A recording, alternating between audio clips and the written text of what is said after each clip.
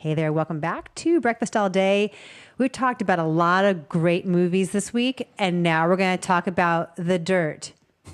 Matt, describe it. So The Dirt is the story of the first 20 years of Mötley Crüe, the metal band that basically ruled the Sunset Strip in the 80s. They, kind of put a band together. They've come from different bands. They get together. They've got a whole sound and scene that they want to hit. They hit big really fast. And as we've seen over and over again in the True Hollywood Story, which is essentially what this is. Then the descent into drugs and alcohol. I miss VH1's Behind the Music. Yeah. And so, that's that one too. So, things go sideways. We see them, kind of as you get glimpses of their family life. We see them, look, it's not a spoiler that Vince leaves and comes back. And, this movie, I didn't hate this movie. I went into this thinking it was going to be garbage. And it wasn't? It's based on their book, which was, which is giant. It's this huge book, and they've managed to cut it down in a way that, like, it's okay. I thought there were some interesting choices here that I was okay with, and I think there's moments where there's actually a little bit of emotional impact, and there's some places in here that I thought, had some laughs, but then there's a little bit of, like, it's almost like it's not raunchy enough. It's very raunchy. No, it's very raunchy, and it starts out like that first scene. Yikes! Right, that first scene in the apartment is like, oh God, right? And it's from Jeff Tremaine, who has directed a lot of Jackass movies. Right. So it's on brand for it to be that kind of like scatological, gross out movie. So, and then you get this scene at the pool with Ozzy Osbourne. That's just like, I'm not sure some of those crazy over the top stories you hear about rock stars you really want to see on film.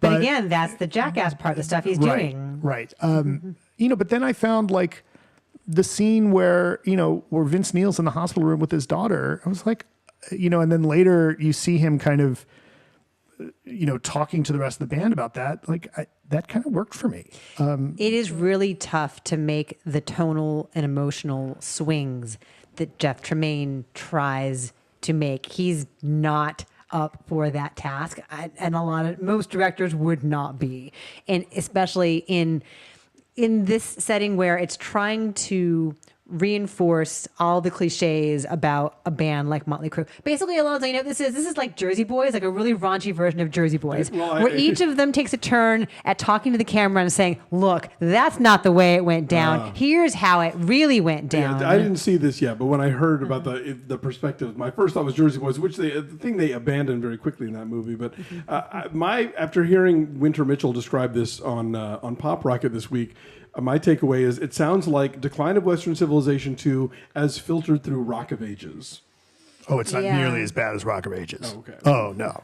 Oh no. Oh, no. It looks like crap. Like the lighting is super flat and hot and bright. And it just feels like they're playing dress up, and at the end during the credits, you see side by side what they actually look like, what Tommy Lee and Nikki Sixx and Vince Neil and all of them look like. You see that a lot of trouble, they went to a lot of trouble to recreate specific pairs of pants or specific hair and makeup, or like the pattern, like a zebra stripe pattern on a guitar or whatever. But that's not filmmaking. That's not storytelling. That's just like, look, we look just like them and we're doing raunchy stuff like they did. But they're all caricatures of these real life people. And it also reaches a point where we're supposed to celebrate them for being crass and raunchy and misogynistic and just all the rock and roll cliches, the sex, drugs, and rock and roll backstage and all that. But then because there's so much narration explaining to us what's going on with them, which isn't terribly complicated. We have to learn we're really a family. We're all about family. We stuck by each other no matter what. We're a family. And then, Douglas Booth as Nikki Sixx, who is so pretty. He's way prettier. Looks back at the camera with like a knowing smile, like we're family, man, before they all take the stage together. I also just don't like Mötley Crüe. I think they're a shitty band. And I mean, again, I like some shitty hair metal from that time. I like Def Leppard. I will acknowledge that. Okay. Mötley Crüe's music is terrible. It's not hard. There are no Whitesnake. There's a joke about Whitesnake in this movie, though. Actually, Yeah, When I'm not Heather- a huge I'm not a huge Mötley Crüe fan, but I didn't mind this movie. I think a little bit of his. I found, for right or for wrong, I think the guy playing Tommy Lee, Machine Gun Kelly, the rapper, he's got this goofy charm that he actually gets real close to, kind of like when you see Tommy Lee talking. There's also kind of like that. There's a goofy charm to him. he's tall and lanky like Tommy Lee. Right. He's got that. But he's also kind of like, he managed to be tall and lanky and then kind of just this like, not quite, I don't want to say well-meaning bozo, but like there's a vibe not far off of that if somebody who is that dirty can be. But they gloss over things like his domestic abuse? Yes, they do. There's no Pamela Anderson right. in here. But again, I've seen worse. I didn't hate this. Granted, let me be clear. I don't think this is a great movie.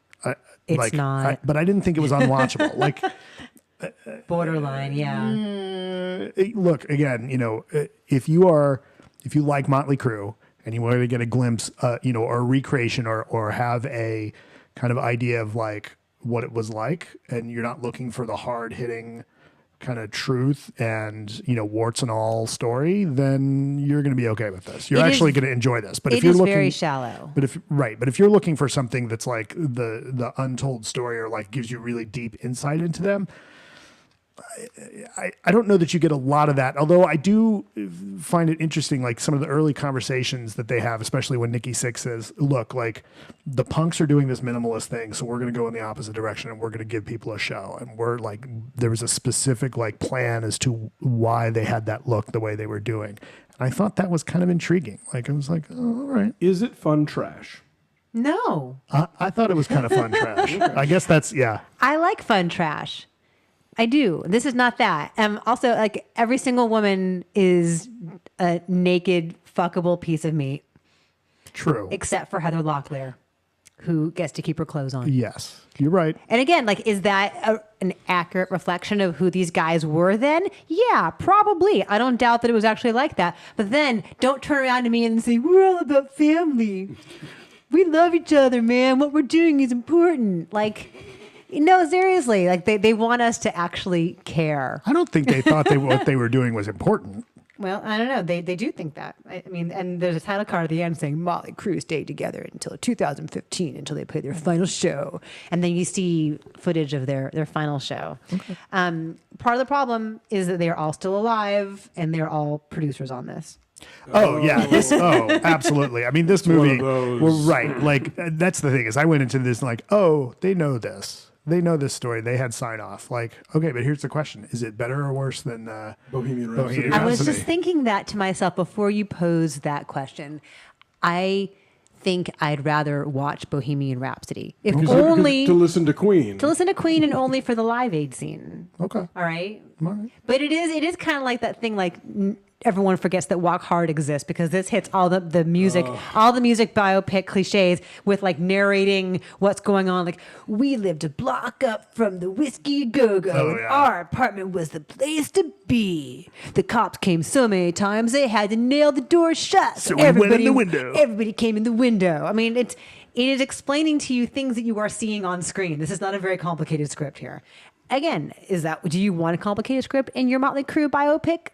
Probably not. Maybe the material matches the shallow, shrill nature of their music. Maybe that was the point. Maybe it was an active artistic choice. Either way, it sucks. Okay. All right. So I'm saying 2. I did not hate this nearly as much as Christy. I give it a 5. Our number is a 3.5. It is at 42% on the tomato meter. It's on Netflix. If you want to watch it, you're already paying for it, so Right. As far as something like, if I had to go out to the theater and watch this, I'd be bummed out. But like, I get to sit home and watch it. Like, okay, fair enough. Thanks for watching. Like this video, subscribe to our channel, follow us at BeFastAllDay on Twitter, Instagram, and Facebook. Subscribe to the podcast, and keep an eye out. We'll be talking about a Patreon very soon. And in a few days, on Monday probably, I'm going to post my latest a la carte interview with my good friend Phil Johnston, the Academy Award nominated co-director and writer of Ralph Breaks the Internet. He also co-wrote the Oscar-winning Zootopia, and he co-wrote Wreck-It Ralph, and he wrote Cedar Rapids, and he's a great old friend of ours. We had a really fun conversation, so I look forward to posting that in a few days. So look out for that. Cool. Thanks, everyone. Bye.